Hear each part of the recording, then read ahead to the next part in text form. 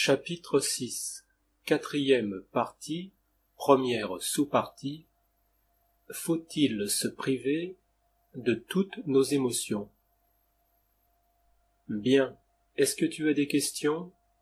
Des points encore irrésolus sur la vie quotidienne et qui te tarauderaient l'esprit? Quelques-unes, mais je vais en garder aussi pour essayer de trouver les réponses par moi-même. Sage résolution.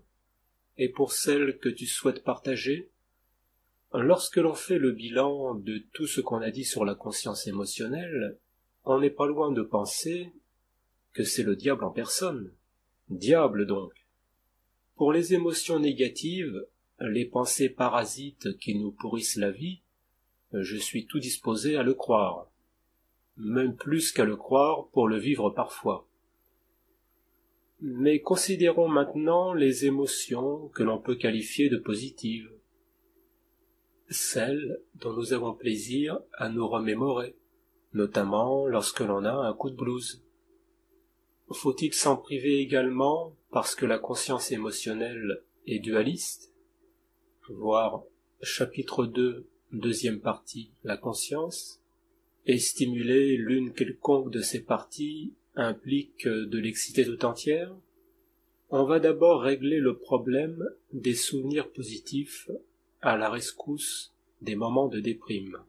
D'accord. Peut-être que cela permet à certaines personnes de se remettre en selle, de repartir à l'attaque. Toutes les situations sont possibles dans la nature humaine.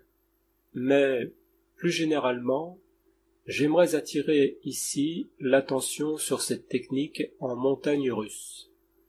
Tristesse, souvenirs agréables, tristesse, souvenirs agréables. Des hauts et des bas. Ça fait des bas, justement. Je salue ta promptitude. Alors, ce cas précis, qui convient bien à certaines personnes, qui leur permet de faire la transition, stimule particulièrement la conscience émotionnelle, par tous les bouts, si j'ose dire. Émotions négatives du moment ou pensées parasites, auxquelles on va substituer de force des impressions, des sentiments agréables, puisés dans le même réservoir. La conscience émotionnelle tourne à plein régime, et donc je suppose que là, tu préconises le retour à la respiration consciente, à l'attention, pour s'extraire de ce bourbier. Oui, je sais ce que tu vas me dire. C'est pas facile, il n'y a pas d'interrupteur pour bloquer la conscience émotionnelle. Simplement la volonté. Non, plus maintenant. L'espoir renaît. Bien. Maintenant, on va envisager le simple désir de se replonger avec délice dans de merveilleux souvenirs enfouis et le fait de vivre ces émotions. Le tout agrémenté de la question non subsidiaire, faut-il s'en priver? Tu m'attends au tournant, là? Un peu, oui. Tiens-toi bien, j'arrive.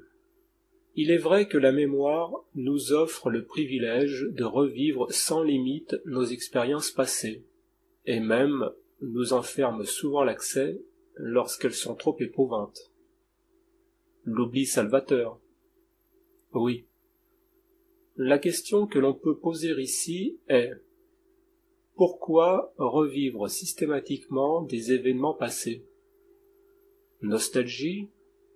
Ennui? Alanguissement? Regret? S'échapper par cette brèche du moment présent? Désir de refaire le film? D'en modifier le scénario? Beaucoup d'interrogations où chacun trouve sa réponse, à condition d'être sincère avec lui-même. En soi, ce n'est pas nocif, c'est même très agréable souvent, d'où l'envie de renouveler ses expériences. Non, ce n'est pas nocif, c'est même bien éloigné de pensées parasites négatives susceptibles de nous faire commettre des actes fâcheux, indésirables. Cela n'en demeure pas moins l'expression de la conscience émotionnelle, le désir de revivre certaines scènes voluptueuses, de raviver des sentiments heureux, Tout ceci prend sa source dans la conscience émotionnelle. Le niveau de conscience n'a pas changé.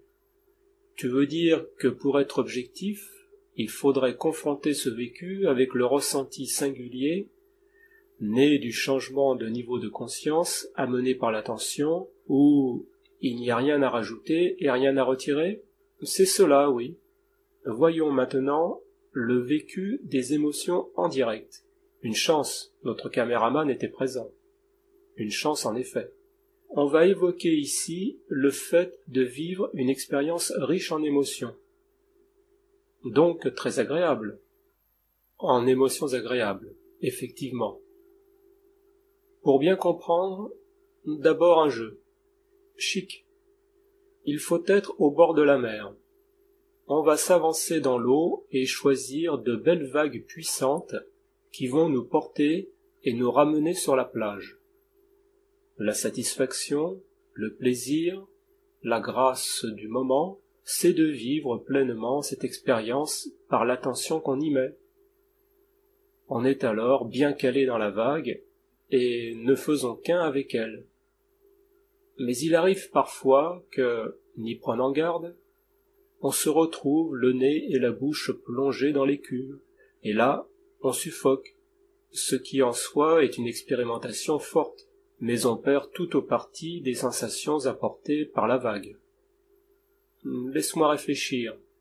Oui, la vague qui nous porte, c'est l'expérience vécue pleinement avec attention, et la tête dans l'écume, le trop-plein émotionnel, gagné.